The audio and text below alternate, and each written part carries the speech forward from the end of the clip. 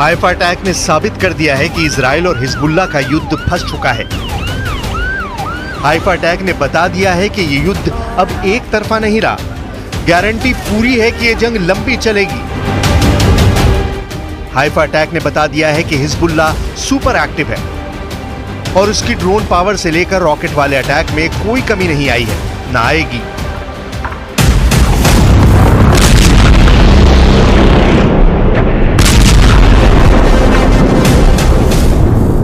Haifa में Israeli अड्डों पर जिस तरह हिजबुल्लाह के ड्रोन फटे, वो नेतन्याहू की आर्मी के लिए बहुत बड़ा झटका कहा जा रहा है। हिजबुल्लाह का C3 इस वक्त इजराइल के लिए सबसे बड़ा खतरा बन गया है। C3 का मतलब 3C। 3C के मायने कमांड, कंट्रोल और कम्युनिकेशन। यानी हाइफा अटैक ने बता दिया है कि हिजबुल्लाह का C3 बरकरार है। अब सवाल उठ रहा है कि जो लीडरशिप और फोर्स का ऑर्डर हसन नसरल्लाह के वक्त मौजूद था, वो अब भी जिंदा है, या ये कहें कि हसन नसरल्लाह मरकर भी हिजबुल्लाह को कंट्रोल कर रहा है। यही मैसेज पूरी दुनिया को जा रहा है।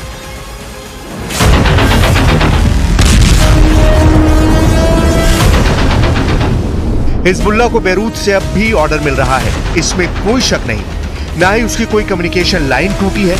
उसके हथियारों ने अब भी इजराइल को अपने टारगेट पर लिया हुआ है।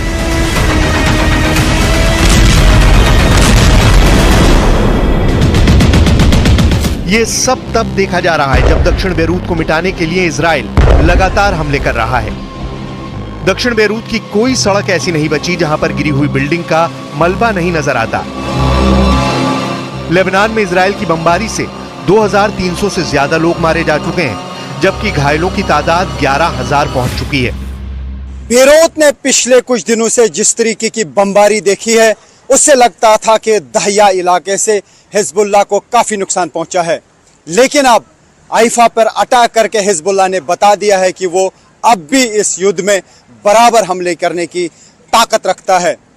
हिजबुल्लाह का कोई हेडक्वार्टर नहीं है, हिजबुल्लाह का कोई बड़ा कमांडर सामने नहीं है, लेकिन फिर भी हिजबुल्लाह के हमले इस्राइल पर तेज हो रहे हैं।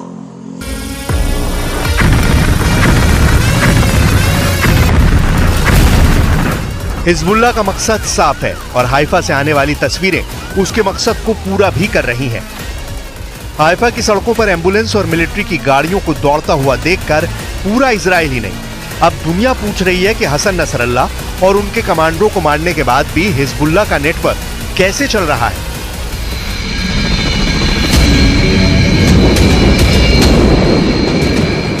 हेलीकॉप्टर से घायल इजरायली सैनिकों को एयरलिफ्ट करने की तस्वीर पूरी दुनिया में वायरल हो रही है। हिजबुल्लाह के पास एयरफोर्स नहीं है, लेकिन वो ड्रोन से हमले करके ये बताना चाहता है कि वो इजराइल को बराबर का जवाब देना चाहता है। हिजबुल्लाह साबित करना चाहता है कि इजराइल दक्षिण लेबनान में घुसकर जो ऑपरेशन कर रहा है, उसका जवाब वो हाइफा में दे रहा है। इन दोनों तस्वीरों में एक तरफ इजराइल बहुत मजबूत नजर आ रहा है जब वो हिजबुल्लाह के गढ़ में जमीनी अटैक कर रहा है, तो दूसरी तरफ हाइफा में उसके पूरे डिफेंस सिस्टम की पोल खुलती हुई नजर आ रही है। أما الذرائع الواهية بوجود مخازن أسلحة فلم تعد تنطلي على أحد إلا أنه لا يوجد مؤسسات دولية تراقب أو تحاسب ولا رأي عام دولي له وزن أو تأثير।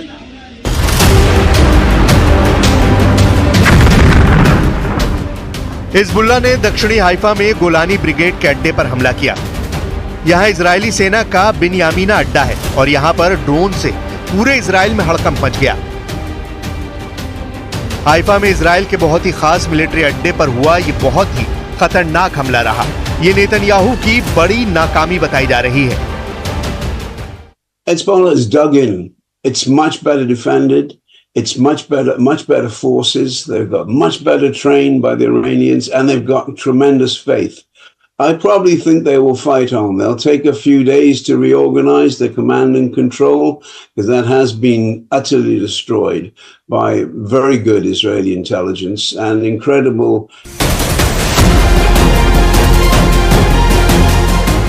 हाइफा में अटैक के बाद अब सवाल इजराइल के पूरे डिफेंस सिस्टम पर उठ रहा है, जो पहले ईरान के 1 अक्टूबर वाले मिसाइल अटैक के बाद अपना रुतबा खो चुका है।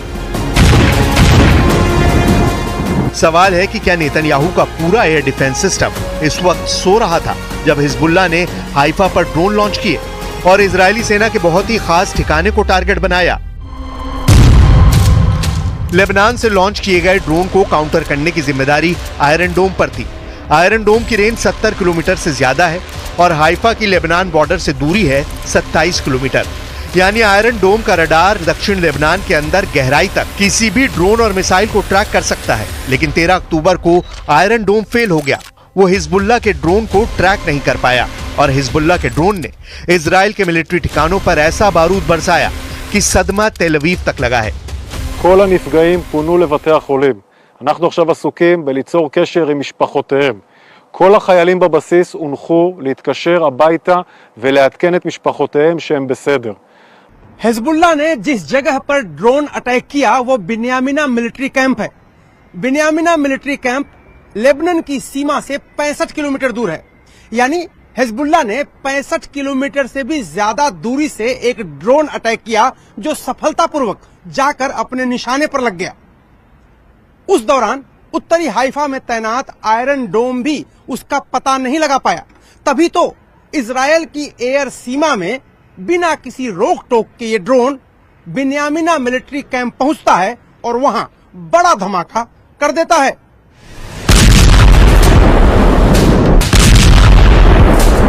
साफ है कि हिजबुल्लाह के हमले के सामने इजराइल का आयरन डोम एयर डिफेंस सिस्टम सोता रह गया। ना ही हाइफा में अटैक से पहले सायरन बजा।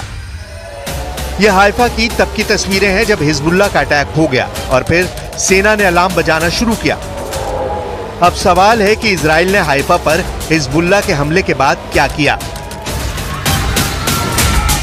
गजा के देर अल बलहा में क्या हुआ, ये उसकी तस्वीरें हैं। बहुत ही खौफनाक वीडियो है। इजराइल ने अल-अक्सा अस्पताल के बाहर हमला किया है। इस हमले में 4 लोगों की मौत हुई है और करीब 50 लोग घायल हुए हैं। धमाके के बाद यहां लगे कैंप में आग लग गई और सब कुछ जलने लगा।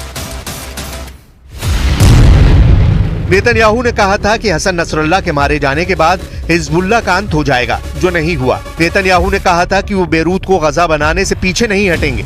बेरूत पर हमले जारी हैं, लेकिन हिजबुल्लाह एक्टिव है। नेतन्याहू ने कहा कि दक्षिण लेबनान से वो हिजबुल्लाह को उखाड़ फेंकेंगे। वहां भी ऑपरेशन जारी है और इजराइल के लिए गुड न्यूज सुनने को नहीं मिली है। Those pages haven't ended the war. They probably angered a lot of people in Hezbollah and it's not just Hezbollah. A lot of Lebanese don't like them, particularly Sunnis, but a lot of them feel that Hezbollah is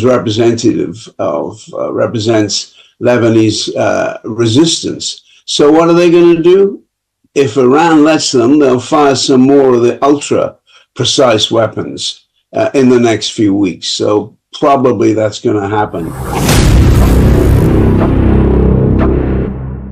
Hezbollah और Israel की लड़ाई सिर्फ border पर नहीं हो रही, ये कई फ्रंट पर हो रही है। और नेतन्याहू के लिए बड़ी फिक्र की बात यह है कि अब ये फ्रंट इजराइल के अंदर खुल चुका है। इसमें कोई शक नहीं कि इजराइल अब बेरूत पर बमबारी का नया रिकॉर्ड बना रहा है। लेकिन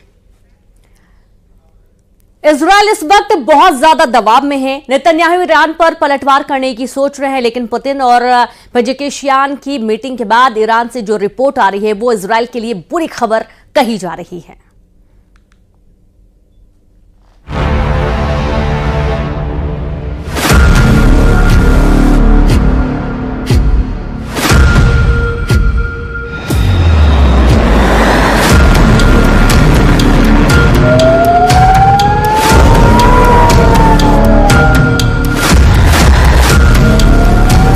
इंसानों की यहां कोई भी साथ नहीं है।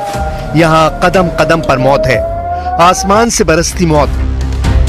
हिजबुल्लाह सिर्फ युद्ध में मार नहीं खा रहा, इजराइल को मार भी रहा है, तबीयत से मार रहा है। ये देखिए दूसरा रॉकेट, ये देखिए दूसरा रॉकेट, तीसरा रॉकेट, चौथा रॉकेट। मार इतनी भयानक है कि उसका trailer news 18 India reporter Arun Singh और वीडियो जर्नलिस्ट राकेश नेगी ने कैमरे में कैप्चर की है। ये शोर सुनिए, रॉकेट की रफ्तार देखिए, फिर धमाके का असर खुद ब खुद समझ सकेंगे। कलेजा थर्रा देने वाले दृश्य अब इजराइल में दिख रहे हैं।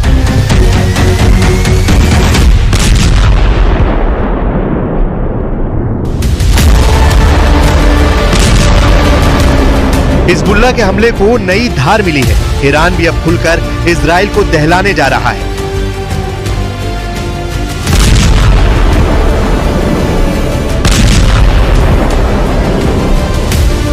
वजह ईरान को अब एक ऑर्डर पर मिलेगा हर हथियार।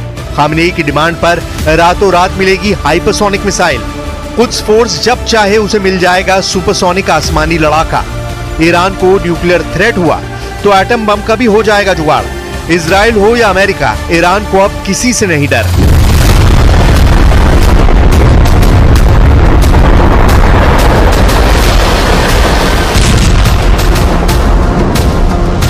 ईरान कभी भी इजराइल से नहीं डरा। ईरान ने हर बार इजराइल के हमले का जवाब दिया।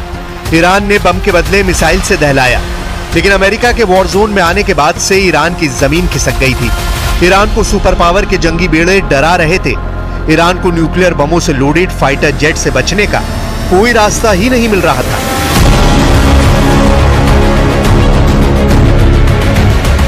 मगर अब तेहरान में टेंशन जैसी कोई बात नहीं। सुप्रीम लीडर अली खामनेई भी बेफिक्र है। वजह है मॉस्को से हुआ एक ऐलान। ईरान को रूस से क्या क्या गारंटी मिली है, डिटेल व्हाइट हाउस तक पहुंच गई है, जिसके चलते करीब एक हफ्ते से नेतन्याहू से बातचीत नहीं कर रहे प्रेसिडेंट जो बाइडेन ने फटाफट मीटिंग फाइनल कर ली है। यानी 2 हॉटलाइन एक्टिव है 24/7।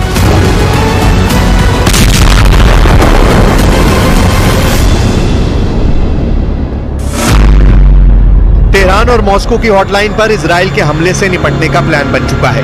वहीं रूस के वॉर जोन में एंट्री के बाद प्रेसिडेंट बाइडेन और नेतन्याहू नई रणनीति बना रहे हैं।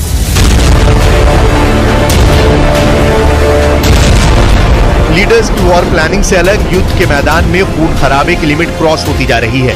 हिजबुल्लाह के रॉकेट धमाके हाइफा में हाहाकार मचा रहे हैं।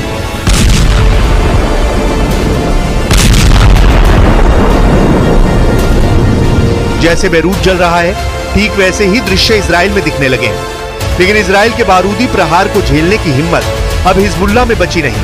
हिजबुल्लाह सीज फायर की दहाड़ लगा रहा है।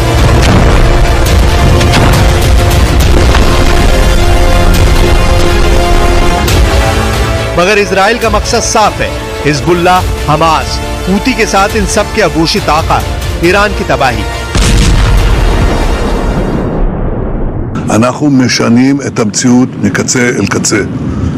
וכל העולם משתאה מהמכות שאתם מנחיתים על אויבינו, ואני מצדיע לכם ואומר לכם, אתם דור הניצחון. יחד נילחם ויחד ננצח, בעזרת השם.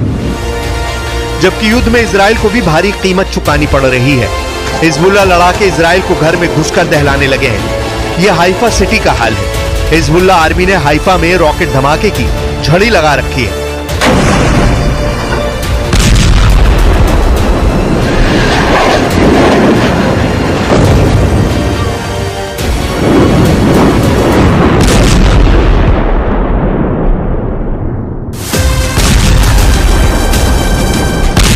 भारी युद्ध में अचानक सब कुछ बदल सा गया है।